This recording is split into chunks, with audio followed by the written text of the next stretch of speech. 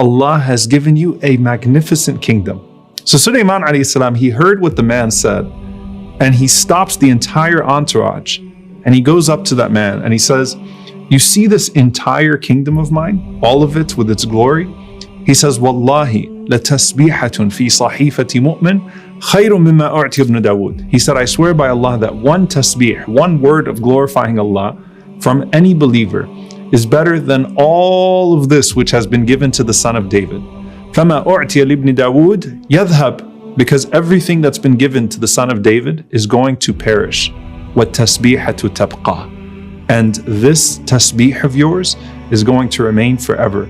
SubhanAllah, in one moment, you can plant a tree in paradise that is greater than the greatest kingdom of all time to exist in this world.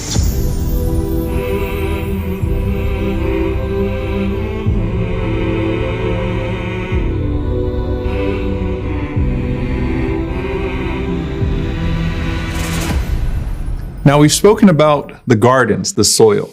Now, what do you plant in those gardens? What does it look like to actually harvest the crops of those gardens? The Prophet ﷺ said, I met Ibrahim alayhi salam on the night of Al-Isra wal-Mi'raj, on the night journey. And he said, Ya Muhammad, aqri ummataka minni salam. O Muhammad, give my salam to your ummah. Wa alayka salam. Ibrahim alayhi salam sending salam to us through our Prophet Muhammad sallallahu alayhi wasallam. And he said, and Ya Muhammad, tell your ummah that paradise is tayyibatu turba adhbatul ma. It's a land whose soil is pure and its water is sweet. And he said it's an empty white plain, and the trees of that plain are planted with Subhanallah, Alhamdulillah, La ilaha illallah, Allahu Akbar. So you plant trees in paradise with your tasbih. And you think about how many trees we have failed to plant in our garden, subhanAllah. And what are these trees like? So let's actually go through the descriptions. And this takes some time when you go through the Quran and the Sunnah of the various trees and plants that Allah subhanahu wa ta'ala mentions to us. So let's start with the smallest plants in paradise. Allah subhanahu wa ta'ala mentions to us that in paradise, there are aromatic plants, so everything smells good, of course. فَرَوْحٌ وَرَيْحَانٌ وَجَنَّةُ نَعِيمٌ. Allah subhanahu wa ta'ala says, so there is rest and rayhan. And rayhan literally is sweet smelling plant. And here it's used as a symbol of complete satisfaction. So if you think about your eyes being closed and you're laying down in Jannah and you smell the plants that are all around you. And the plants don't necessarily have to be outdoor. So that's just the plants, the rayhan. So what are the trees like if the flowers and plants are so beautiful that you would admire them for decades without worrying about the time? For one, the Prophet ﷺ said that the trees of paradise are of dhahab, they are of gold. And in one narration from Ibn Abbas radiallahu ta'ala anhuma, they are green emerald with branches of red gold. And of course, there's diversity in Jannah. And if you think about the trees of this world, what's the least attractive part of the tree? It's the trunk, right? But here in Jannah, the trunk itself is so striking. Imagine the trunk itself is made of gold and emerald. And then the branches and what those branches bear is even better. Even the branches themselves, Allah subhanahu wa ta'ala says, ذَوَاتَا أَفْنَانٍ, lush branches. Let's not even talk about the production, just what they look like. And then he goes on to say in Surah Al-Rahman, ذَوَاتَا أَفْنَانٍ, that in these gardens there is plentiful fruit, palm trees, pomegranates.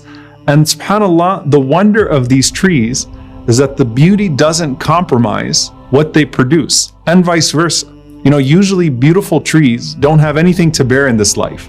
But look at how Allah subhanahu wa ta'ala describes them in Surah Al-Waqi'ah. Allah subhanahu wa ta'ala says, فِي سِدْرٍ مَخْضُودٍ وَطَلْحٍ مَنْضُودٍ وَظِلٍّ مَمْدُودٍ وَمَاءٍ مَسْكُوبٍ. Allah subhanahu wa ta'ala says you have thornless lote trees, banana clustered with spreading shade, constantly flowing water. And Allah subhanahu wa ta'ala says, وَفَاكِهَةٍ كَثِيرًا لَا مَقْطُوعَةٍ وَلَا مَمْنُوعَةٍ. And you have abundant fruit, never out of season, never out of stock. Now, if you know trees, you'd notice that this is really out of this world. And so one day, a Bedouin came and he said, Ya Rasulullah, Allah has mentioned a tree in paradise that drives us crazy. And I don't think that there is a tree that causes more harm to people than this tree. And Rasulullah said, what tree are you talking about? He said, the sidr, this lote tree, it drives us crazy here. It has all sorts of thorns. And the Prophet ﷺ said, well, doesn't Allah subhanahu wa ta'ala say sidrin makhdud, a thornless lote tree? The Arabs had never seen that before. And what it is that the Prophet ﷺ said, Allah has removed all of the thorns of the tree and replaced every thorn with a fruit. So the same place that we knew the tree to have thorns, it now bears fruit instead. Now you may have noticed I also said bananas, talhin mandud.